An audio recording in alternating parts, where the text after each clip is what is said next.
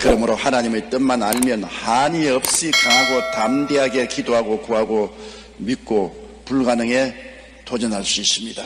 그와 같이 제가 대답을 했습니다. 여러분, 모세가 어떻게 그렇게 두려움이 없는 강하고 담대한 믿음을 가질 수가 있었습니까? 그 이유는 모세는 분명하게 이스라엘 백성을 애굽에서 인도해 내어서 젖과 꿀이 흐르는 가나안 땅까지 도달하는 것은 하나님의 뜻이라는 것을 확실히 알고 있었습니다. 성경에 내가 너를 바로에게 보내어 내 백성을 인도하여 내게 하리라고 주님 말씀하셨고, 또 출애굽기 3장 10절과 17절에 내가 너희를 애굽의 고난 중에서 인도하여 내어 젖과 꿀이 흐르는 가나안 땅으로 올라가게 하리라고 말씀을 하시기 때문에 모세는 낮과 같이 환하게 이스라엘 백성을 애굽에서 인도하여 가나안까지 가는 것이 하나님의 뜻인 것을 알았습니다. 하나님의 뜻이 있는 곳에는 반드시 길이 있다는 것을 모세는 확실하게 알 수가 있었습니다. 그래서 홍해의 막다른 골목에 도착해서도 모든 이스라엘 백성이 좌절과 절망에 처하여 아우성을 쳐도 모세는 길이 있다는 것을 알았습니다. 왜? 하나님의 뜻이 있으면 길이 있습니다. 하나님의 뜻이 이스라엘 백성을 애굽에서 인도하여 가나안에 가는 것이 확실한즉, 아무리 홍해가 앞을 막고 애굽의 바로의 군대가 뒤에 질풍노도와 같이 쳐들어와도 하나님은 해결책을 가지고 있다는 확실한 신념을 가지고 있었습니다. 그래서 모세의 담대한 신앙 고백을 출애굽기 14장 13절로 14절에 읽을 수 있습니다.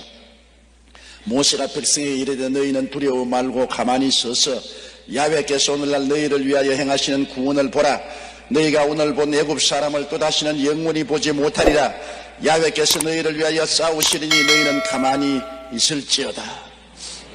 이 같은 담대한 선언을 할 수 있는 것은 인간에게는 어떠한 절벽 같은 절망이 다가온다 할지라도 하나님의 뜻이 있는 곳에는 길이 있는 것을 알았습니다. 마침내 모세의 믿음대로 하나님은 길을 내셨습니다. 홍해에 길을 내셔서 육지같이 이스라엘이 건너가게 한 것입니다. 그들이 수르 광야에 들어가서 사할 길을 가나 마실 물이 없어 기갈에 취해서 죽을 지경이었습니다. 그런데 마침 연못물을 만났는데 마시보니 물이 써서 마실 수가 없었습니다. 마신 사람마다 물을 토하고 배를 안고 뒹굴었습니다. 그들이 다 원망해서 모세야, 이제 우리 목이 말라 다 죽게 되었다. 우리와 짐승들이 다 죽게 되었다. 그러나 모세는 알았습니다. 이스라엘 백성이 애굽 땅에서 나와서 젖과 꿀이 흐르는 가나안 땅에 들어가는 것이 하나님의 뜻인즉, 아무리 물이 없고 또 물을 만나서 쓴 연못이라도 하나님은 길이 있다는 것을 알았습니다. 그렇기 때문에 모세는 낙심하지 아니하고 하나님의 뜻이 있는 곳에 길이 있는 것을 알았은즉 믿음으로 기도하고, 하나님 성령께서 나무가지를 지시하시는지라 나무가지를 꺾어서 물에 던지니 물이 달아졌습니다. 뜻이 있는 곳에 길은 반드시 생겨나는 것입니다. 광야의 여정에서 어떤 고난이나 장벽이 다가와도 길은 있었습니다. 신명기 1장 29절로 31절에 내가 너희에게 말하기를 그들을 무서워 말라 두려워하지 말라. 너희 앞서 행하시는 너희 하나님 야훼께서 애굽에서 너희를 위하여 너희 목전에서 모든 일을 행하신 것 같이 이제도 너희를 위하여 싸우실 것이며 광야에서도 너희가 당하였거니와 사람이 자기 아들을 아는 같이 너희 하나님 야훼께서 너희의 행로 중에 너희를 안으사 이곳까지 이르게 하셨느니라. 하나님의 뜻이 있으면 어떠한 광야를 지난다 할지라도 하나님이 함께 하셔서, 혹은 읍고 강을 건너시고 안고 광야를 지나시더라도 길을 열으시는 것입니다. 우리가 이 세상에 살면서 낭패와 실망을 당하고 앞길이 캄캄하게 될지라도 하나님의 뜻만 알면 뜻이 있는 곳에 길은 열립니다. 사람이 그 길을 알 수가 없습니다. 또 알 필요도 없어요. 하나님이 우리를 위해서 예비해 놓은 모든 것을 눈으로 보지 못하고 귀로 듣지 못하고 마음으로도 생각지 못했다함과 같음이라고 말한 것입니다. 크고 비밀한 길입니다. 하나님의 뜻만 알면 길은 열리는 것입니다. 1787년 28세의 영국 하원의원이었던 월리엄 월버포스는 하나님으로부터 노예 해방에 대한 사명을 받았습니다. 당시 노예 무역은 국가 수입원의 3분의 1을 차지할 정도로 중요한 영국 식민지 산업의 기둥이자 근간이었습니다. 국가 안보에도 매우 중요한 역할을 했습니다. 그러나 월버포스는 노예 해방이 하나님의 뜻이라는 것을 확신하고 노예 제도를 폐기하여 온갖 노력을 기울였습니다. 왕족과 귀족, 재벌 같은 기득권층에서 어마어마하게 위협을 하고 중상모략을 했습니다. 그러나 월버포스는 하나님의 뜻이 노예를 해방하는 것이다. 하나님의 뜻이 있은 곳에는 반드시 길이 있다. 영국의 모든 왕족과 귀족과 재벌이 총합세하여 협박하고 공격을 하더라도 노예 해방은 하나님의 뜻이다. 영국의 노예는 해방돼야 된다.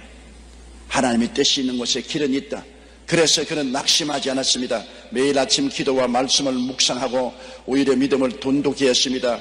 그는 시와 노래 등을 통해 문화적으로 접근하고 탄원서를 제출하며 노예를 통해 생산된 설탕 불매 운동을 벌였습니다. 이외에도 다양한 방식으로 대중의 여론을 형성해 나갔을 뿐 아니라 하원의원으로 입법 활동 등 모든 수단을 총동원해서 하나님의 뜻을 이루고자 노력했습니다.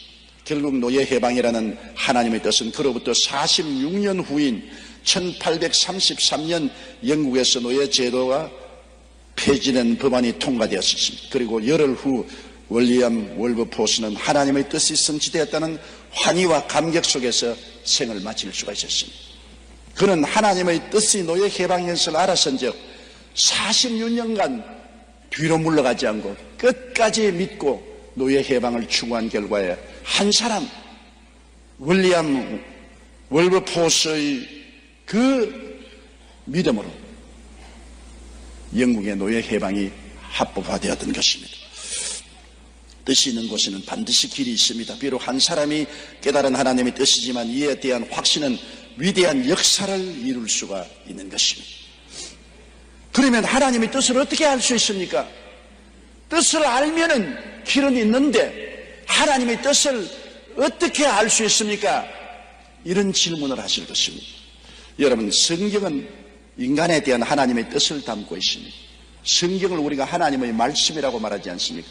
하나님의 말씀은 하나님의 뜻이지요. 창세기부터 계시록까지 하나님은 다양한 형편에 처한 인생들에게 하나님의 뜻을 보여주고 있는 것입니다. 성경에는 주의 말씀은 내 발의 등이요 내 길에 빛이 된다고 말하는 것입니다. 하나님 말씀이 등불이 되고 빛이 되어서 하나님께서 우리를 인도하시는 것을 우리에게 보여주시는 것입니다. 하나님의 뜻을 알고 우리가 기도하면 길이 열리는 것이요. 5만 번의 기도 응답으로 유명한 조지 뮬러 목사님은 30세에 고아원을 시작했습니다. 그가 하루 기도하는 동안에 시편 말씀을 읽을 때 하나님의 뜻이 알려졌습니다. 하나님은 고아의 아버지시며 과부의 변호자시라는 이 말씀에 빛이 비쳤습니다. 하나님은 고아의 아버지. 수많은 고아들이 런던 길거리에 방황하는 것을 보고 그는 가슴 아파했지만 이 말씀을 몰랐기 때문에 하나님의 뜻을 몰랐는데 하나님이 고아의 아버지라는 것을 읽자마자 자식을 먹이지 않은 아버지가 어디 있느냐? 하나님은 고아들을 먹이신다. 그래서 그는 고아원 총무가 되기로 결심을 하고 하나님의 뜻을 따라 일평생을 엎드려 기도만 했습니다. 30세 고아원을 시작한 후 93세에 세상을 떠나기까지 63년간 오직 하나님을 의지하여 고아원을 운영했습니다. 그 생전의 기도 응답으로 받은 금액만 무려 150만 파운드, 현재 금액으로 400억 원을 한 번도 사람들 앞에 손을 내밀지 않고 오직 엎드려 기도만 함으로 응답을 받았습니다. 왜? 당연히 하나님의 뜻은 하나님이 고아의 아버지시기 때문에 아버지가 자식을 먹인다. 그 한 하나님의 뜻을 알고 믿음으로 3천여 명의 고아를 먹이고 입히고 교육시켰습니다. 400억 원의 돈이 오직 기도를 통해서 하나님께로부터 응답을 받을 수가 있는 것입니다. 그런데 특이한 것은 뮬러 목사님이 기도하기 전에 반드시 말씀을 통해 하나님의 뜻을 찾았다는 것입니다. 그는 하나님께 드릴 기도의 내용이 성경의 어디에 약속되어 있는가를 꼭 찾아 확인한 후에 기도했지 막연히 기도하지 않았습니다. 뮬러 목사님은 꼭 말씀을 찾아내고 하나님의 뜻에 의해서 기도했습니다. 그러면 하나님이 해결책을 주셨는데요. 어떤 때는 기도를 하기 전에 며칠 동안 성경을 찾을 때도 있었습니다. 며칠 동안 성경을 읽으면서 내가 기도하는 이 제목이 하나님 말씀에 약속되어 있는지 찾아보았습니다. 뮬러 목사님은 성경에 하나님의 뜻이 담겨 있다는 것을 알았기 때문에 성경을 통해서 그는 하나님의 뜻을 찾았습니다. 오늘날도 여러분, 우리가 하나님의 뜻을 알려면 성경을 잘 상고해야 봐야 되는 것입니다. 하나님 말씀을 항상 읽고 듣고 묵상하고 말씀을 통하여 하나님의 뜻을 찾으려고 애를 쓸 때 하나님께서는 말씀을 통하여 우리에게 뜻을 보여주시는 것입니다. 또한 성령님의 인도를 통하여 우리가 하나님의 뜻을 알 수가 있습니다. 하나님의 성령은 꿈이나 환상을 통하여 우리에게 하나님의 뜻을 보여줍니다. 여러분, 예수님을 잉태한 마리아 보십시오. 마리아는 하나님의 천사 가브리엘이 환상 중에 나타나서 예수 그리스도를 잉태하실 것을 보여주셨습니다. 환상을 통해서 하나님의 뜻을 보여주셨습니다. 누가복음 1장 35절에 천사가 대답하여 가로되 성령이 내게 임하시고 지극히 높으신 이의 능력이 너를 덮으시리니 이러므로 나실 바 거룩한 자는 하나님의 아들이라 일컬으리라. 그와 청혼한 요셉이 함께 되기도 전에 마리아가 잉태했다는 소식을 듣고 그는 굉장히 낙심해서 마리아와 약혼을 파혼하려고 했었습니다. 그럴 때 하나님의 뜻이 꿈으로 나타난 것입니다. 마태복음 1장 20절로 21절에 주의 사자가 현몽하여 가로되 다윗의 자손 요셉아 내 아내 마리아 데려오기를 무서워 말라. 저에게 잉태된 자는 성령으로 된 것이라 아들을 낳으리니 이름을 예수라 하라. 보십시오. 마리아에게는 환상으로 요셉에게는 꿈으로 하나님의 뜻을 보여주신 것입니다. 동방박사가 황금과 무약 유향을 가지고 어린 하나님의 아들 예수 그리스도를 경배하고 난 다음에 꿈에 하나님이 나타나서 헤롯 왕에게로 돌아가지 말고 다른 길로 돌아가라고 지시했습니다. 마태복음 2장 12절 보면 꿈에 헤롯에게로 돌아가지 말라 지시하심을 받아 다른 길로 고국에 돌아가니라. 꿈을 통해서 동방박사도 하나님의 뜻을 보여줬습니다. 다메섹 도상의 사울에게도 하나님께서 환상을 통하여 나타나신 것입니다. 사도행전 9장 3절로 7절에 보면 사울이 행하여 다메섹에 가까이 가더니 호련히 오늘 저는 여러분과 함께 하나님의 뜻이 있는 곳에 길이 있다, 이 제목으로 말씀을 나누겠습니다. 어떤 사람이 제게 와서 이런 질문을 했습니다. 목사님, 사람으로 해결할 길이 없는 문제도 하나님께서는 해결할 방법이 있습니까? 그래서 제가 이런 말을 했습니다. 형제님 주위에 있는 이 많은 사람들 중 얼굴이 똑같은 사람 본 적이 있습니까? 60억 인구의 얼굴이 다 다르고 과거에 산 사람의 얼굴도 다르고 장차 태어날 사람의 얼굴도 다 다릅니다. 불과 손바닥 2개만한 넓이의 얼굴 면적에 끝도 없고 한도 없는 얼굴 형상을 만드시는 하나님의 해결법이 얼마나 광대하다는 것을 생각해 보십시오. 문제에 대한 인간의 해결책은 불과 몇 개지만 하나님께는 무한한 해결책이 있습니다. 하나님께서 뜻하시면 길은 얼마든지 있습니다. 하나님의 뜻이 이루어지기 위해서는 천상천하에 어떠한 기적도 일어날 수가 있습니다.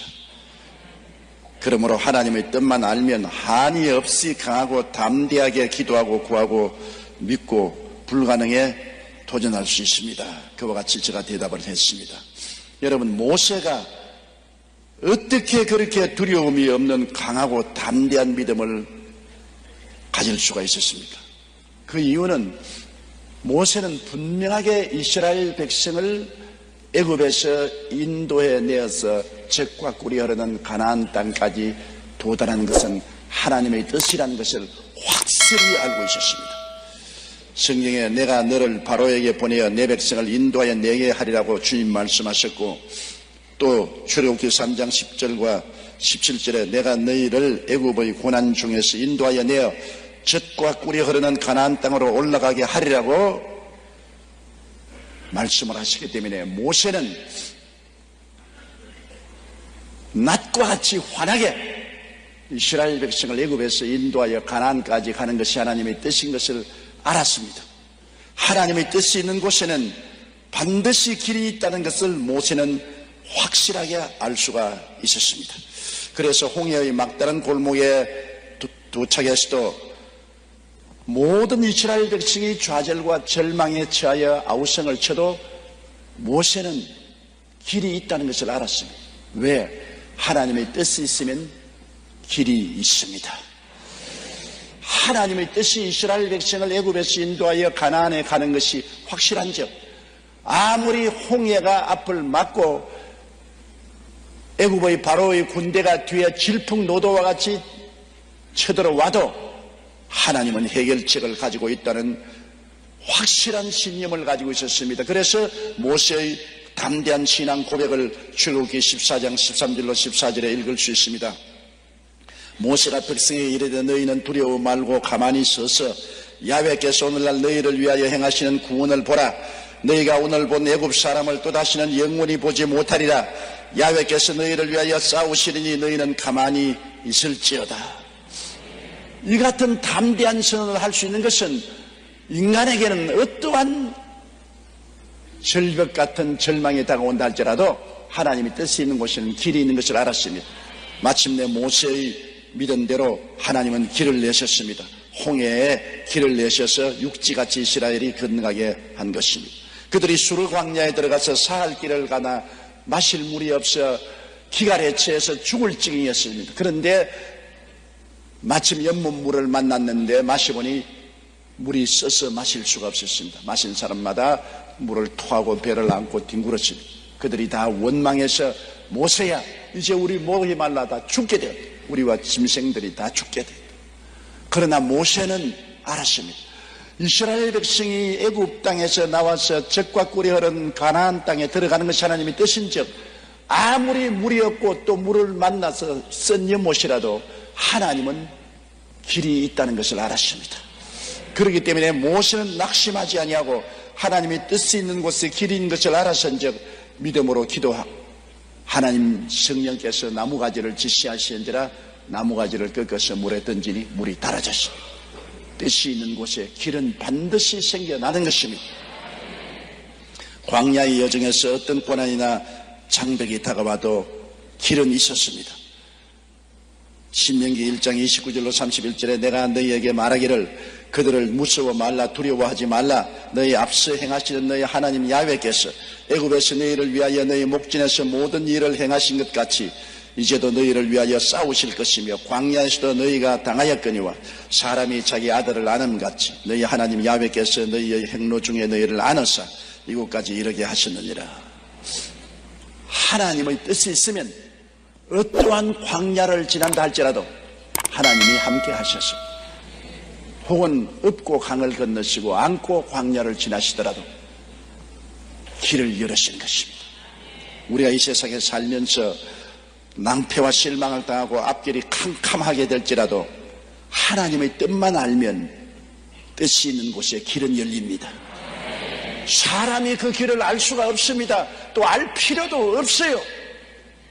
하나님이 우리를 위해서 예비해 놓은 모든 것을 눈으로 보지 못하고 귀로 듣지 못하고 마음으로도 생각지 못했다함과 같음이라고 말한 것입니다. 크고 비밀한 길입니다. 하나님의 뜻만 알면 길은 열리는 것입니다. 1787년 28세의 영국 하원의원이었던 월리엄 월버포스는 하나님으로부터 노예 해방에 대한 사명을 받았습니다. 당시 노예 무역은 국가 수입원의 3분의 1을 차지할 정도로 중요한 영국 식민지 산업의 기둥이자 근간이었습니다. 국가 안보에도 매우 중요한 역할을 했습니다. 그러나 월버포스는 노예 해방이 하나님의 뜻이라는 것을 확신하고 노예 제도를 폐기하여 온갖 노력을 기울였습니다. 왕족과 귀족, 재벌 같은 기득권층에서 어마어마하게 위협을 하고 중상모략을 했습니다. 그러나 월버포스는 하나님의 뜻이 노예를 해방하는 것이다. 하나님의 뜻이 있은 곳에는 반드시 길이 있다. 영국의 모든 왕족과 귀족과 재벌이 총합세하여 협박하고 공격을 하더라도 노예 해방은 하나님의 뜻이다. 영국의 노예는 해방돼야 된다. 하나님의 뜻이 있는 곳에 길은 있다.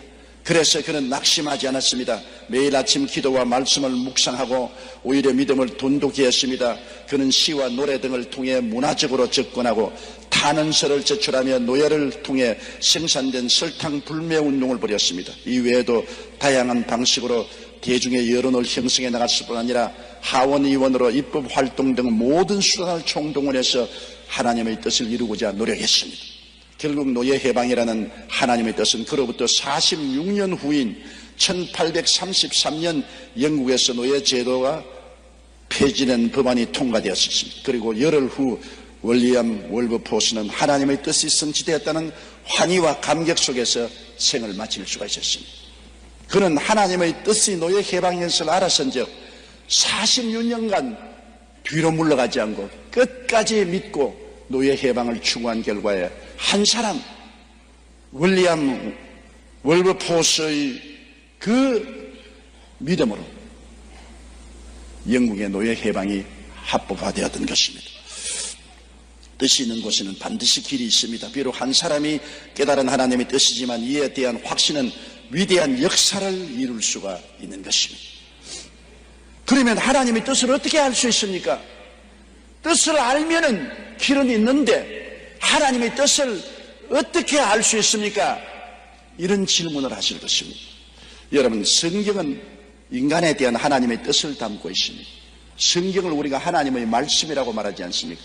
하나님의 말씀은 하나님의 뜻이지요. 창세기부터 계시록까지 하나님은 다양한 형편에 처한 인생들에게 하나님의 뜻을 보여주고 있는 것입니다. 성경에는 주의 말씀은 내 발의 등이요 내 길에 빛이 된다고 말합니다.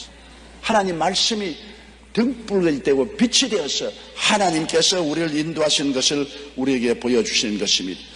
하나님의 뜻을 알고 우리가 기도하면 길이 열리는 것이요. 5만 번의 기도 응답으로 유명한 조지 뮬러 목사님은 30세에 고아원을 시작했습니다. 그가 하루 기도하는 동안에 시편 말씀을 읽을 때 하나님의 뜻이 알려졌습니다. 하나님은 고아의 아버지시며 과부의 변호자시라는 이 말씀에 빛이 비쳤습니다. 하나님은 고아의 아버지. 수많은 고아들이 런던 길거리에 방황하는 것을 보고 그는 가슴 아파했지만 이 말씀을 몰랐기 때문에 하나님의 뜻을 몰랐는데 하나님이 고아의 아버지라는 것을 읽자마자 자식을 먹이지 않은 아버지가 어디 있느냐? 하나님은 고아들을 먹이신다. 그래서 그는 고아원 총무가 되기로 결심을 하고 하나님의 뜻을 따라 일평생을 엎드려 기도만 했습니다. 30세 고아원을 시작한 후 93세에 세상을 떠나기까지 63년간 오직 하나님을 의지하여 고아원을 운영했습니다. 그 생전의 기도 응답으로 받은 금액만 무려 150만 파운드, 현재 금액으로 400억 원을 한 번도 사람들 앞에 손을 내밀지 않고 오직 엎드려 기도만 함으로 응답을 받았습니다. 왜? 당연히 하나님의 뜻은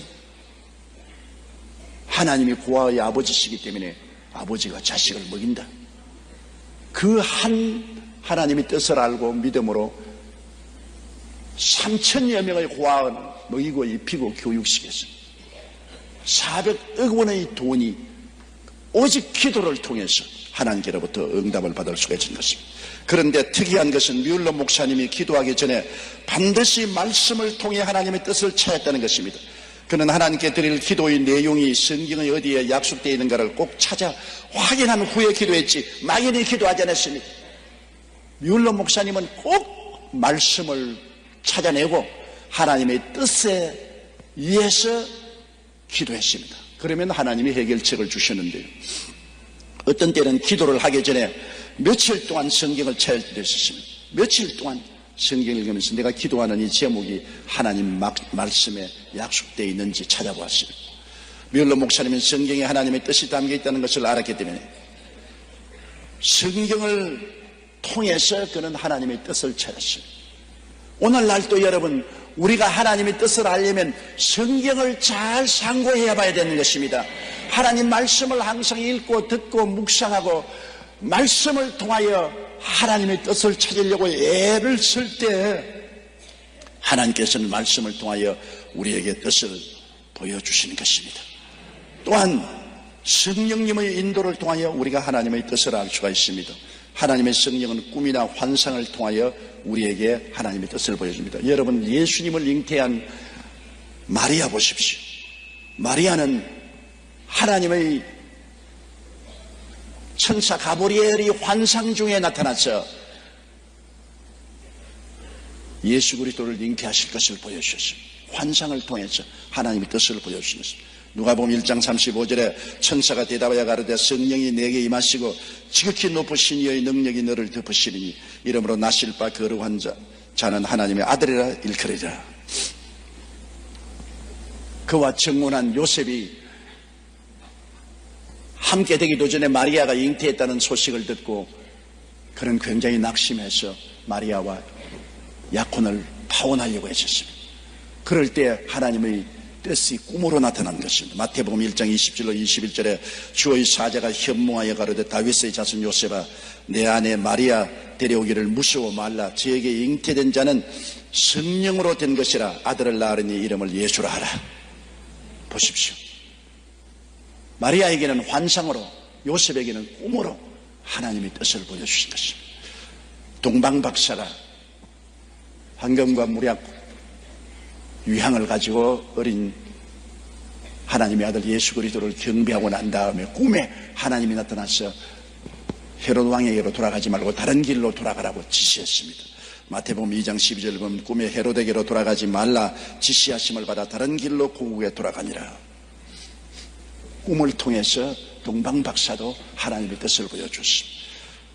다메섹 도상의 사울에게도 하나님께서 환상을 통하여 나타나신 것입니다. 사도행전 9장 3절로 7절에 보면 사울이 행하여 다메섹에 가까이 가더니 호련히 하늘로서 빛이 저를 둘러 비추는지로 땅에 엎드려져 들음에 소리 있어 가라사대 사울아 사울아 내가 어찌하여 나를 핍박하느냐 하시거늘 대답하여 주여 누시니까 가라사대 나는 내가 핍박하는 예수라.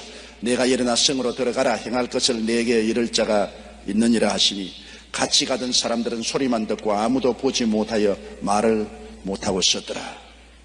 이 보십시오. 꿈과 환상을 통해서 성령께서는 오늘날 또 우리에게 말씀하여 주십니다. 모든 꿈이 다 하나님이 계시는 하나님입니다. 너무 밥을 많이 먹고 소화가 안 돼 자다가 개꿈을 꾸는 사람들도 있어요. 그것을 꿈을 꾸었다 그런 것은 안 되고 꿈에 하나님의 천사가 나타나서 말씀하시든지 예수님이 나타나서 말씀하시든지 분명한 하나님의 계시로 나타나셔서 말씀하실 때가 있습니다. 꿈이나 환상은 우리에게 하나님의 뜻을 알려주는 중요한 수단이 될 수 있는 것입니다. 저는 선교 여행 중 미국의 뉴올리언스에서 아주 놀라운 체험을 한 적이 있습니다.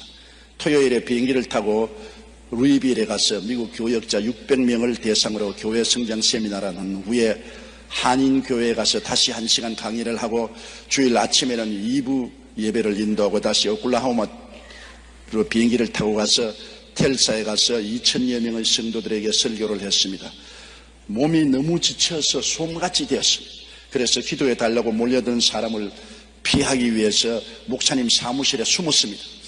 그런데 어떻게 알고 한 한국 부형님이 그곳을 찾아왔습니다.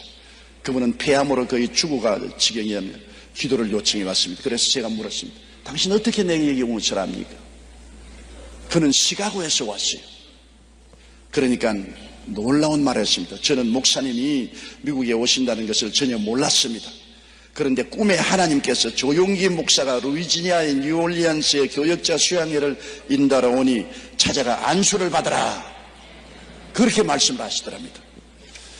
그래서 전화로 목사님이 행적을 수소문해서 시카고에서 여기까지 왔습니다. 분명히 나는 그분을 만나본 적이 없는 초면인데 꿈에 하나님의 계시에서 찾아왔습니다. 그래서 제가 간절하게 안수기도를 하고 돌려보냈는데 그 다음 제게 전화를 걸어왔습니다. 안수 받기 전에 숨이 답답해서 큰 고통을 당했는데 안수를 받은 날 저녁에 기침을 하니까 폐암 덩어리가 목에서 꿀꺽꿀꺽 넘어가더니만 깨끗이 나아버리고 말았다는 것입니다. 꿈에 하나님이 나타나서 하나님의 뜻을 보여준 것입니다. 여러분들도 때때로 성령께서 꿈에 나타나서 여러분을 인도할 때가 있을 것입니다. 그리고 또 마음의 묵시나 깨달음을 통해서 하나님 뜻을 말씀하는 것입니다. 꿈도 아니고 환상도 아닌데 기도하는 중에 성령께서 마음에 고요하고 잠잠하게 말씀해 주신다. 우리 교회 자매님 한 분은 난소에 물혹이 생기고 간에 혹이 생겨서 고통 중에 금식기도에 와서 기도를 하는데 하나님께 헌금을 준비해서 헌금통에 넣는데 헌금을 거두는 분이 어깨에 손을 얹고 축복기도를 해주시죠. 그런데 갑자기 마음속에 하나님의 음성이 들려오는데 고요하고 잠잠하게 내가 병 고침 받으러 왔구나. 내 병이 나았나니라. 너무나 감격하고 고마워서 집에 돌아와서 병원에 가서 조사하니까 난소의 물혹도 간의 물혹도 다 사라져버리고 말았더라고요. 마음의 잠잠한 묵시와 깨달음을 통해서 하나님께서 말씀하는 것입니다. 잠언서 4장 20절에 내 아들아 내 말에 주의하며 나의 이르는 것에 내 귀를 기울이라고 말씀하셨으며 마태복음 11장 27절에 아버지 외에는 아들을 아는 자가 없고 아들과 또 아들의 소원대로 계시를 받는 자 외에는 아버지를 아는 자가 없느니라. 계시입니다. 마음의 계시지요. 여러분이 예수를 구주로 믿은 것은 하나님께서 성령으로 아들을 계시해 주었기 때문에 믿은 것입니다. 예수님을 본 적도 없고 예수님 옷자락 만진 적도 없지만은 예수님을 하나님의 아들로 묵시가 마음속에 다가왔기 때문에 깨달은 것입니다. 누가복음 24장 45절에도 이에 저희 마음을 열어 성경을 깨닫게 하십니다. 마음에 묵시가 오든지 마음이 열려서 깨달음이 온다. 마태복음 13장 19절에도 아무나 천국 말씀을 듣고 깨닫지 못할 때는 악한 자가 와서 그 마음에 뿌리온 것을 빼앗나니 이는 곧 길가에 뿌린 씨라고 말한 것입니다. 미국의 카네이션 밀크는 세계적인 회사로 우유 이외에도 여러 물건을 취급하는 곳입니다. 그 회사의 부사장은 저와 굉장히 가까운 친구입니다. 신령하고 기도 많이 하고 은혜가 넘친 하나님의 성회의 교회 집사였습니다. 그런데 그분이 어느 날 밤 자다가 일어나서 기도를 하는데 갑자기 성령이 그에게 임하시더니 이렇게 말씀을 하셨습니다. 얼마 있지 않으면 달러가 절하될 것이고 독일의 마르크가 비싸질 것이니 빨리 모든 달러를 정산해서 마르크를 사들여라. 이 말씀을 듣고 그는 그 이튿날 사무실에 출근하자마자 전 세계에 있는 지사에 연락해서 달러를 전부 팔아서 마르크로 바꾸라고 했습니다. 그러자 모든 직원들 사이에 우리 부사장 정신이 돈 것이 아닌가, 갑자기 달러를 팔고 독일의 마르크화를 사라니 이 무슨 일인가, 큰 소동이 일어났습니다. 그러나 이 부사장은 하나님의 묵시를 받았기 때문에 자기 목을 걸고 전 세계 지사에게 달러는 다 팔고 마르크로 바꾸라고 했습니다. 그런데 한 열흘이 지난 후에 닉슨 대통령이 갑자기 달러를 평가절하시겠습니다. 자연히 달러의 가치는 떨어지고 마르크의 가치가 높아졌습니다. 달러를 마르크로 바꾼 이 회사는 자연히 돈 방석 위에 올라앉게 됐습니다. 수천만 달러를 눈 깜박할 사이에 벌었습니다. 온 회사 직원들이 우리 부사장님은 천재다, 어떻게 그것을 알았을까 하며 감탄했습니다. 급기야 부사장은 FBI 조사까지 받게 되었습니다. FBI에서는 그에게 혹시 닉슨 대통령하고 공모한 것이 아닌가, 그러지 않고서 어떻게 달러를 평가절하하기 열흘 전에 달러를 다 팔아서 마르크를 살 수 있는가라고 질문했습니다. 그러자 부사장은 나는 닉슨 대통령과 공모한 적이 없습니다. 나는 닉슨 대통령의 마음을 이미 알고 계시던 성령님과 교통을 했을 따름입니다. 성령이 주시는 지식과 지혜의 말씀의 은사로 말미암아 부사장은 회사에 큰 이익을 가져다 주었을 뿐 아니라 그 대가로 많은 보너스를 받아서 일할 필요가 없어 은퇴하고 지금도 놀고 있어요. 그때 돈을 하도 배당을 많이 받아서 일할 필요가 없어 하나님 사업만 하고 놀고 있는 것입니다. 성령께서 우리가 기도할 때 우리가 알지 못하는 크고 비밀한 일을 계시해 주시는 것입니다. 그러므로 꿈과 환상뿐 아닙니다. 마음의 묵시와 깨달음을 통해서 우리에게 하나님의 뜻을 보여주시는 것입니다. 그리고 또한 가장 평범하게 하나님 뜻을 아는 길은 마음의 소원을 통해서 하나님이 보여주신 것입니다. 빌립보서 2장 13절에 너희 안에서 행하시는 이는 하나님이시니 자기의 기쁘신 뜻을 위하여 너희로 소원을 두고 행하게 하시나니. 시편 107편 30절에 야훼께서 저희를 소원의 항구로 인도하시는도다. 시편 17절에 야훼여 주는 겸손한 자의 소원을 들으셨으니. 마음에 기도할 때 끝없는 소원이 일어납니다. 그건 뭐 오늘 아침 일어났다 오늘 저녁 사라지는 소원이 아닙니다. 불길같이 소원이 일어납니다. 자고 나도 그 소원, 깨어나도 그 소원, 마음속에 소원이랍니다. 머릿속에 일어나는 소원이 아니고 배꼽 밑에서 올라오는 소원입니다. 뱃속에서부터 소원의 불길이 기도할 때 일어납니다. 소원이 일어납니다. 그 집을 사라, 그 집을 사라, 그 땅을 사라. 우리 부총리처럼 그렇게 사는 것이 아니고 성령의 인도를 통해서 그 땅을 사라, 그 땅을 사라. 이 사업을 하라, 이 사업을 빨리 팔아라, 그 사람과 결혼하라. 뭐 여러 가지 우리 삶에 있어서 기도하고 간구할 때 뱃속에서 넘쳐나오는 소원이 나옵니다. 그냥 왔다 갔다 하는 소원이 아니에요. 구름 기둥과 같고 불 기둥과 같이 마음속에 소원이 일어나는 거죠. 아무리 꺼버려도 꺼지지 않습니다. 잊어버리려도 잊어버리지 않고 끊임없이 소원이 불길같이 일어납니다. 그럴 때는 하나님이 그 소원을 통해서 우리를 인도하실 때인 것입니다. 그리고 또 소원이 일어남과 동시에 하나님은 환경을 통해서 우리를 종종 인도하십니다. 우리는 둔하지 않아요. 그렇기 때문에 하나님은 우리가 살고 있는 몸담고 있는 환경을 통해서 우리에게 말씀하실 때가 많습니다. 베드로가 욥과 시몬이라는 피장의 집에서 묵고 있을 때 하루는 점심 먹으려고 할 동안에 준비한 동안에 다락에 올라가서 기도하는데 하늘에서 보자기가 내려왔어요. 많은 짐승들이 보자기에 빡 들어차는데 하나님이 잡아 먹어라. 하나님 부정한 것은 내가 먹지 않습니다. 하나님이 깨끗게 한 것을 부정하다고 하지 마라. 보자기가 3번 이렇게 하늘에서 내려왔다가 올라가고 내려왔다 올라가고 내려갔다 올라가고. 마음 먹기에 달려서 화와 복이 우리에게 다가오고 기쁨과 슬픔이 우리에게 다가온다는 것입니다. 그러므로 우리는 모두는 자기 마음을 잘 다스려서 어찌한지 악한 마음 품지 말고 죄에 끌려가는 마음 품지 말고 교만하고 오만한 마음 갖지 말고 하나님을 멀리하는 마음이 생기지 않도록 조심을 해야 되겠다는 것입니다. 성경에는 첫째로 나의 의인은 믿음으로 말미암아 살리라고 말했는 것입니다. 마음을 지키며 산다는 것은 인생을 믿음으로 사는 것을 말하는 것입니다. 믿음으로 사는 것이 무엇입니까? 항상 교회 가면 믿어라, 믿음으로 살아라, 믿음이 크다, 믿음이 작다 이런 말씀을 듣고 있는데 믿음으로 살라 하면 무슨 말을 말하는 것입니까?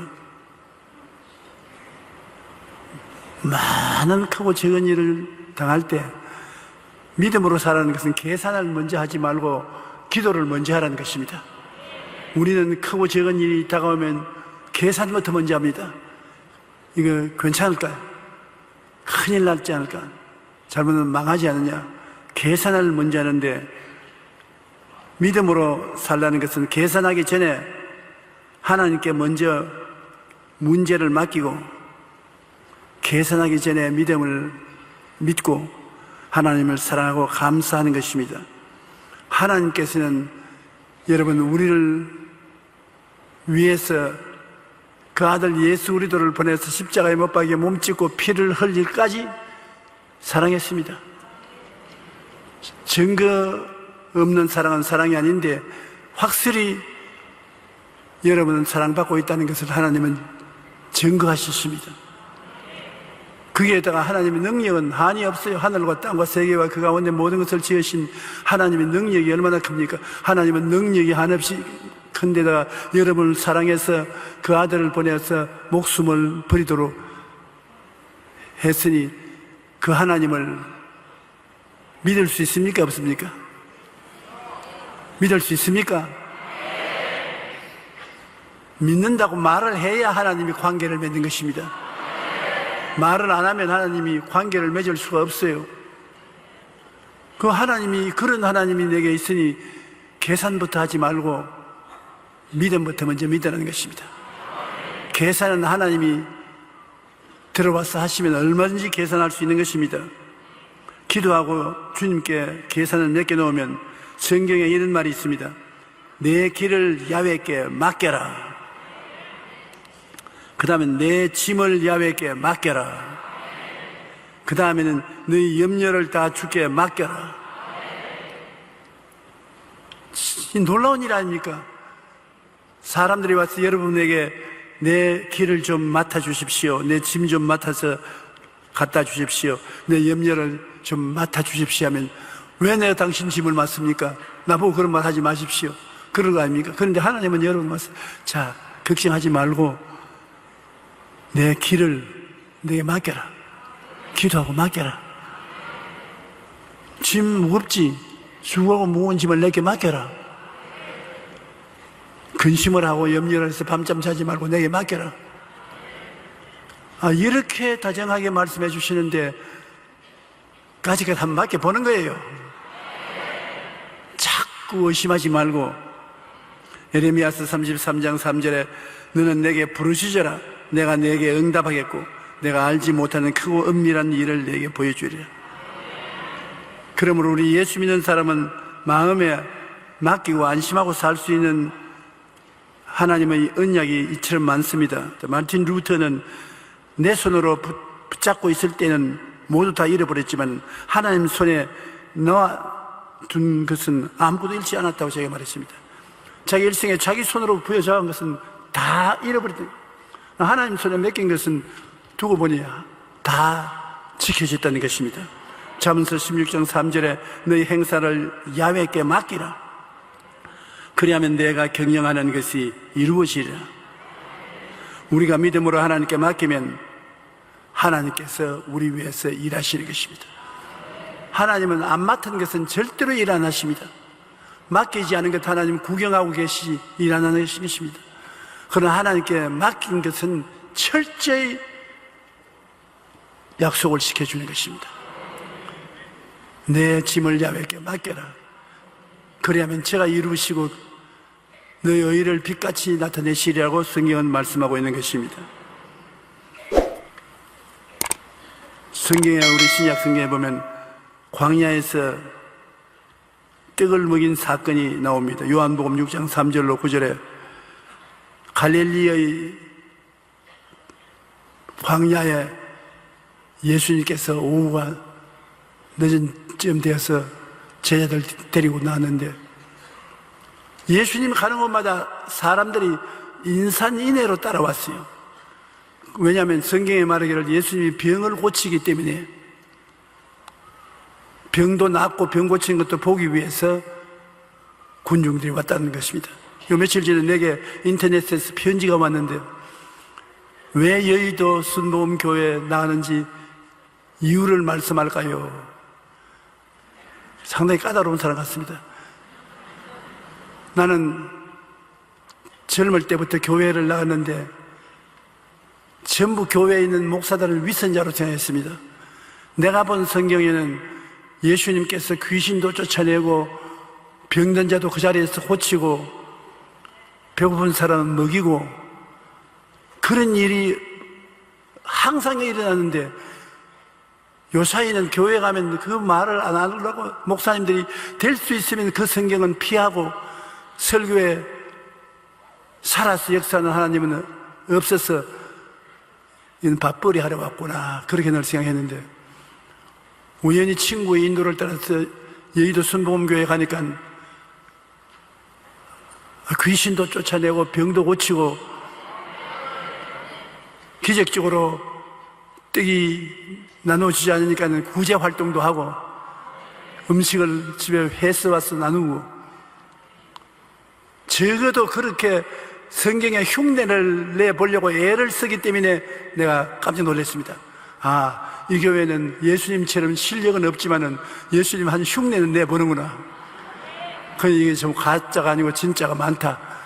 그래서 자기가 교회 예배 늘 참석했는데, 조영기 목사님 말씀을 들으면 진짜 같기도 하고 가짜 같기도 한데, 그래도 진짜가 되려고 애를 쓰는 모습이 보이기 때문에 교회에 열심히 나온다고 그런 말을 해요. 솔직한 말로 좋은 말입니다. 오늘 우리 교회가 예수 그리스도께서 우리에게 부탁하신 말씀대로 살아계신 능력을 행하지 않습니다. 주님은 분명히 말씀하기를 나를 믿는 자는 내가 행한 일을 저도 할 것이요 이보다 더 큰 것도 하리니 내가 아버지께로 감이라. 너희가 내 이름으로 귀신을 쫓아내며 뱀을 짚으며 병든 자에게 손을 얹은 적이 나으리라고 말씀하시는 것입니다. 그러니 우리가 상당히 긴장을 하지 않을 수 없는데, 예수님께서 광야에서 떡을 먹인 사건을 가지고서 예수님이 우리를 시험해 본다는 것을 알아야 되는 것입니다. 예수님의 12 제자를 거느리고 다니시는데, 그 제자 중에서 상당히 머리가 좋은 제자가 있는데 이름이 빌립이었습니다. 남자만 5,000명, 여자 어린아이 하시면 한 10,000명쯤 사람들이 따라왔어요. 거의 인산인이 아닙니까? 해가 뉘엿뉘엿 져가고 있으니까 예수님이 제자를 불렀어요. 그 중에 빌립아, 어디서 떡을 구하여 저 많은 사람들을 먹일고, 지역 해그름이 되었는데 배가 고파서 주저앉아 있는 저들에게 먹을 것을 줘야 되지 않겠냐.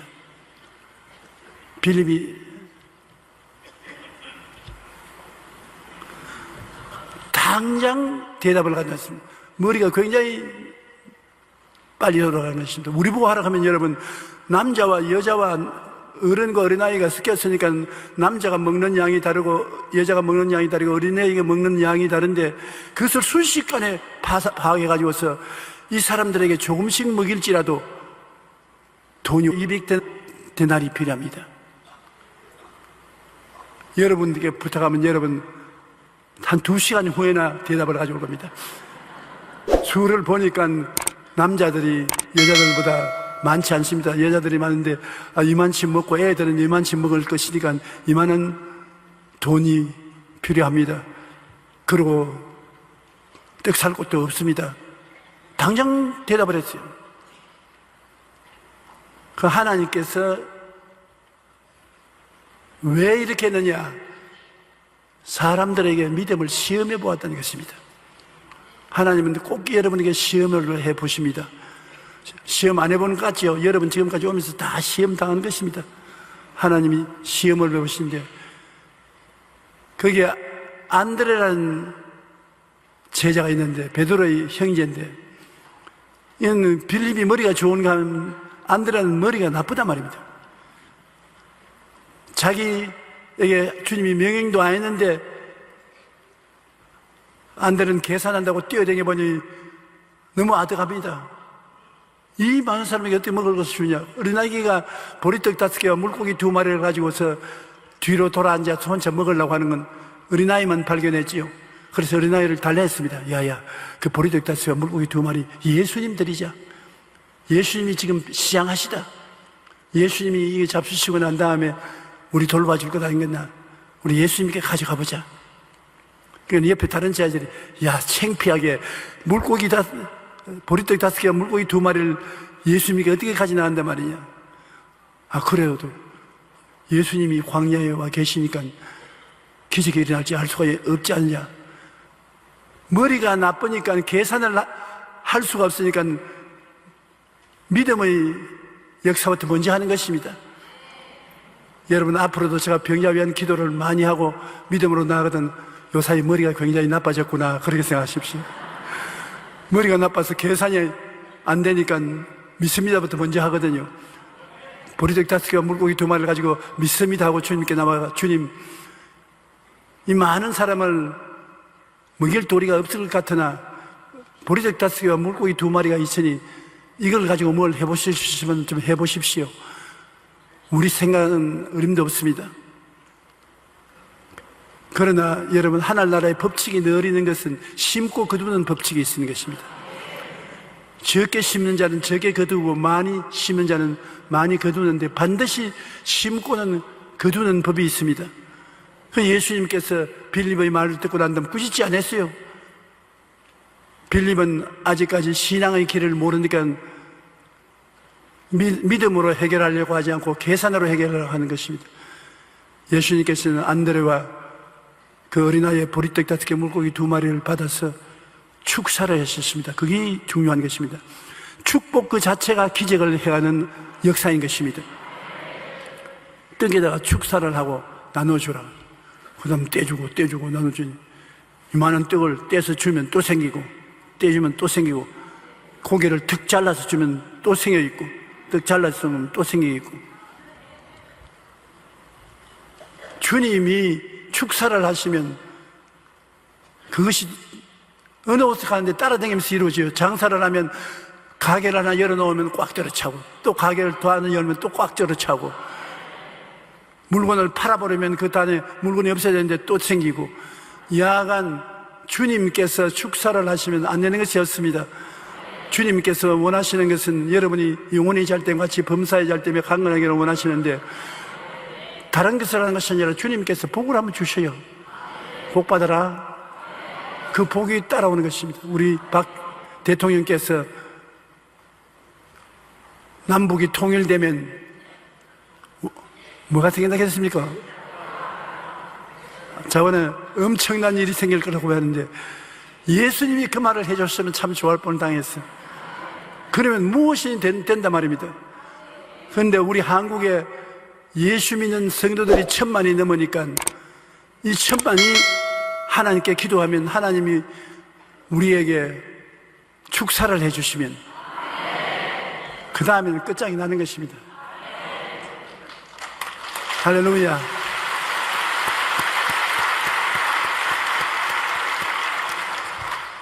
빌립은 각 사람으로 조금씩 받게 할지라도 200데나리온의 떡이 부족하다는 생각을 했습니다.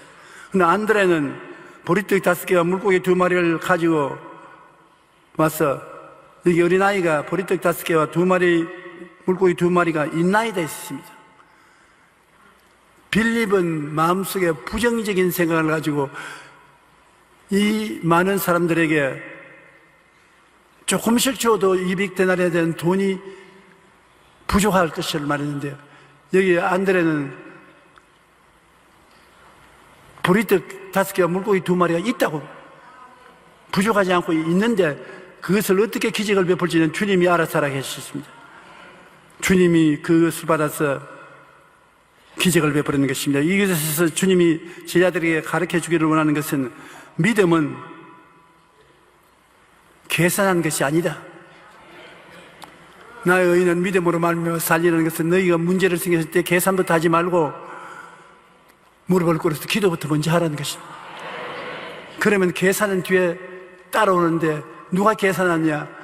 계산은 주님이 하겠다는 것입니다. 우리가 예수님과 함께 살지 않습니까? 볼지부터 세상 끝날까지 내가 항상 너와 같이 있으시니 우리가 계산은 항상 주님께 맡기고 기도부터 먼저 하는 우리들이 되십시다. 저도 오늘 이 성경 읽으면서 요사이 솔직히 계산을 더 많이 했는데 내 믿음이 많이 식어졌구나 그런 생각하고 회개를 했습니다. 이제는 믿습니다를 먼저 하고 계산은 나중에 하면 주님께서 도와주시는 것입니다. 우리는 절대 믿음, 절대 순종을 가지고 나가면 하나님께서 우리를 도와주시고 붙들어 주시는 것입니다. 요한복음 6장 28절로 29절에 보면 그들이 묻되 우리가 어떻게 해야 하나님의 일을 하오리까? 예수님께 바리새 교인, 사두개 교인, 그 이외에 안 믿는 사람들 때를 지어와서 예수님께 질문을 했습니다. 자꾸 주님께서 하나님의 일을 하라고 우리가 말하는데 우리가 어떻게 해야 하나님이 일을 하리까? 그러니까 예수님께서 그들을 쭉 보시고 난 다음에 대답하여 이르시되 하나님께서 보내신 일을 믿는 것이 하나님의 일이라. 여러분은 하나님 믿는 사람들 아닙니까? 성수주의라고 나왔지 않습니까? 여러분이 주님께 묻습니다. 주님, 어떻게 해야 하나님의 일을 하고 삽니까? 나머지 내 인생을요. 하나님을 믿어라. 하나님 믿는 것이 나를 믿어라. 그것이 하나님의 일이다. 한번 따라 하십시오. 내가 예수님을 믿는 것이 하나님의 일을 하는 것이다. 어렵게 생각하지 마십시오. 예수님을 믿는 것이 하나님의 일을 하는 것이다. 그럼 예수님의 일을 어떻게 하는 것입니까? 예수님의 일은 예수님께 기도하고 순종하는 것이 예수님의 일인 것입니다. 신앙생활을 하는 것이 그렇게 어렵지 않습니다. 오늘 로마서 8장 28절로 32절에 우리 예수 믿는 사람에게 대해서 주님이 말씀하신 것을 제가 다시 한번 읽어드리겠습니다. 가만히 들어보세요. 굉장히 유익이 많습니다. 우리가 알거니와 하나님을 사랑하는 자 곧 그 뜻대로 부르심을 입은 자들에게는 모든 것이 합력하여 선을 이루느니라. 좋은 것은 좋아서 좋고 나쁜 것은 나빠서 좋고 좋게 만들어줄 것이냐 좋고 모든 것이 합동하여 선을 이룬다. 지금은 나쁘지만은 기다리고 있으면 선하게 된다. 하나님이 미리 아신 자들을 또한 그 아들의 형상을 본받게 하기 위하여 미리 정하셨으니 여러분도 여기 오시기 전에 하나님이 벌써 알았었죠. 하나님이 자녀로 만들 것을 알고 여의도 순복음교회에 출석하도록 정했다는 것입니다.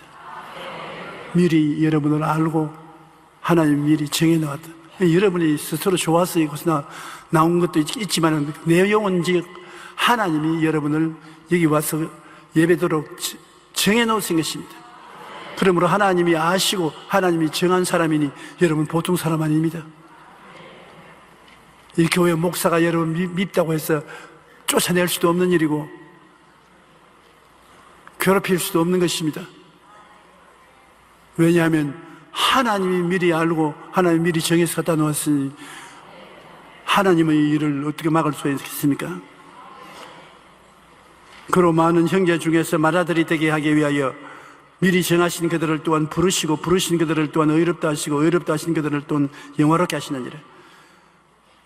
여러분 죄 함전 의로운 사람이라는 것을 주님께서 그렇게 불러주시고 여러분을 영화롭게 해주시니 이 일에 대해서 우리 사람이 무슨 말을 하겠습니까? 하나님이 우리를 위하시면 누가 우리를 대적하리요? 하나님이 여러분 다 위하고 계신다고요. 품에 품고 계신다고요. 자기 아들을 아끼지 아니하고 우리 모든 사람을 위하여 내어주시니까 어찌 그 아들과 함께 모든 것을 우리에게 주지 아니하시겠느냐? 끝장입니다. 아들을 준 주님이 밥 안 먹여주겠습니까? 아들을 내주신 주님이 직장 안 주겠습니까? 아들을 내주신 주님이 여러분에게 있을 곳 안 내주겠습니까? 우리가 좀 크게 배짱 있게 믿지를 못하는 그것이 가장 문제인 것입니다. 너무 주님 앞에서 짐을 맡기지 않습니다. 나는 매일 새벽기도 와서 맡기는데요. 새벽기도 와서 맡기는 그까지는 좋은데 일어서서 나갈 때 여러분 보면 맡긴 것을 태반은 도로 주워서 가지고 왔단 말입니다. 와서 우리 남편도 맡깁니다. 아들도 맡깁니다. 조카도 맡깁니다. 나도 맡깁니다. 학교도 맡기고 사업도 맡기고 주님 돌봐 주시옵소서. 진짜입니다. 맡겨주십시오. 꼭 맡아주십시오. 그 일었으면서 부시부시 또 뭐 주워 담아서 주님이 뭐 주워 담니까? 주님이 안 맡아줄 것 같아서 우리 남편 내가 돌봐야 되겠으므로 내가 보겠다 집어넣고 우리 조카 집어넣고 내가 모은 재산 반은 내가 가져갈 테니까 반은 하나님이 맡아서 한번 해보십시오. 끝까지 맡기지를 못하는 것입니다. 그렇지 않다고 해도 제가 그렇게 사는 것을 보니까 여러분은 안 그럴 수가 없어요.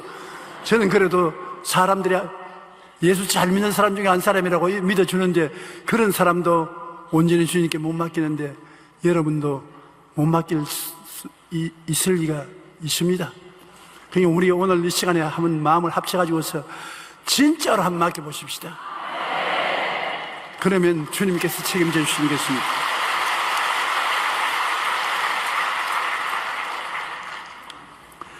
이스라엘 백성이 애굽에서 나와가지고서 적과 꿀이 흐르는 땅에 들어갈 때 왜 하나님이 적과 꿀이 흐르는 땅에 그냥 쫙 고속도로 지나가듯이 길을 만들어서 들어가게 하면 좋겠는데 40년 동안 광야를 지나겠습니까? 못 살아요. 광야. 곡식 하나도 심을 데도 없고 거둘 데도 없습니다. 물도 없습니다. 양식도 없습니다. 병원도 없습니다. 아주 고생해야 갈동말동한 그 광야를 왜 지나겠느냐. 적과 꿀이 흐르는 가나안 땅에 이르기 전에 인간의 능력으로는 살아서 나갈 수가 없는 광야를 지나게 한 이유가 있는 것입니다. 그건 왜냐? 믿음으로 살아라. 이제 각오하라. 믿음으로 살지 않고는 아무것도 없는 광야를. 이스라엘의 광야는 여러분 우리 한국에서 살은 사람은 어떻게 광야인지 상상도 못합니다.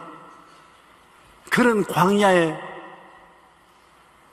430년 동안 종살이 하다가 300만 이스라엘이 지나가는데 300만입니다, 여러분.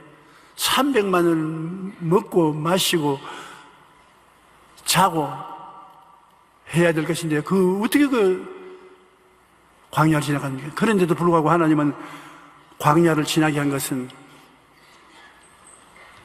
그곳에서 살아갈 수 있는 유일한 길은 믿습니다밖에 없으니까 나의 의인은 믿음으로 말미암아 사니라, 이것을 각오하고 살아가는 것입니다. 한번 따라 말씀하시죠. 나의 의인은 믿음으로 말미암아 사니라. 이 말은 너는 무엇을 하더라도 믿음으로 살아라. 잘 살 때도 못 살 때도 믿음이 근본이 되게 하라는 것입니다. 하나님이 여러분께 복을 주어서 백만장자가 된다 할지라도 근본은 믿음으로 살아가는 것입니다. 주님께서 계산으로 사는 것을 싫어하십니다. 계산은 주님이 하시는 것이 주님 특권이거든요. 일을 행하는 야외인데 일은 계산부터 시작하는 것이니까 주님이 내 일은 네가 맡아서 하지 마라. 내 일은 내가 한다.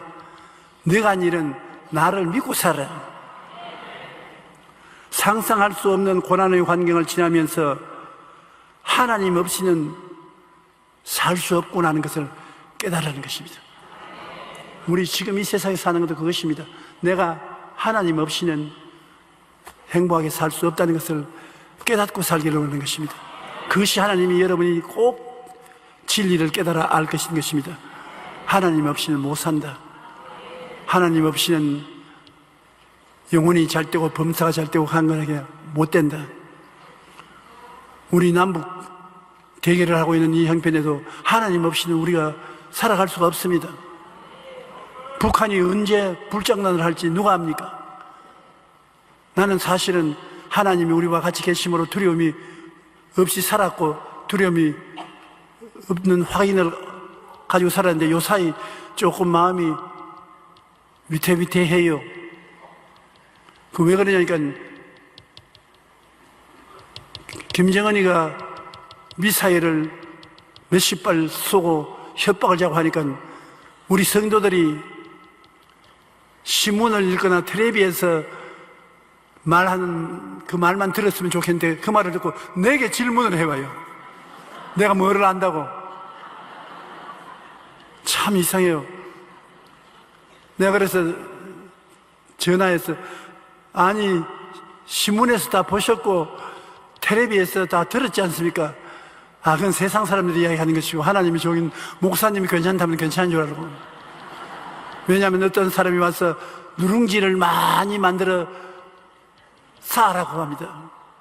누가 알아들어요? 구역장이라는 사람이 와서 누룽지를 많이 만들어야 이제 전쟁이 나면 피난 갈 때 안 굶는다고. 그래요. 누가 그랬더니 하나님이 계시를 주시거든. 계신 문제 같으면 조 목사님에게, 우리 목사님에게 물어봐야 알겠다고. 나에게 누룽지를 절로 만들어야 됩니까? 여러분, 누룽지 만드는 분이 계세요? 하나님이 누룽지보다 못하다면 큰일 납니다. 조금 그 말을 자꾸 들으니까, 그런 질문을 하니까 마음에 조금 두려움이 온다고요. 그래서 제가 회개를 했습니다. 주여, 내 마음이 이처럼 주님을 의지하는 상태가 못 되니 아무래도 오살리 기도원에 가서 굴 속에 좀 들어가야 되겠습니다. 하나님이 우리와 같이 계시면 우리를 해할 자가 없다고 성경이 말하고 있는데요. 상상할 수 없는 고난의 환경을 지나면서 하나님은 꼭 같이 하시고 하나님 없이 못 산다는 것을 이스라엘을 깨닫고 질과 꿀에 흐르는 땅에 들어가라고 했는 것입니다. 거기 들어가서 흥청망청 살고 하나님 잊어버리면 안 되니까 고난이 극심해도 하나님이 살아계셔서 돌보아 준 것을 잊지 말라는 것입니다. 왜냐하면 고난이 있으면 우리 예수 믿는 사람에게는 그 고난을 채우시는 하나님도 계시다는 것입니다. 그러므로 결코 뒤로 물러가지 말라는 것입니다. 우리 예수 믿는 사람은 하나님 믿으면 그 믿음의 방향으로 쭉 나가야지, 오늘 믿었다가 내일 안 믿었다가 모레 믿었다가 그렇게는 안 믿었다가 그렇게 하지 말고 뒤로 물러가지 마라. 나의 의는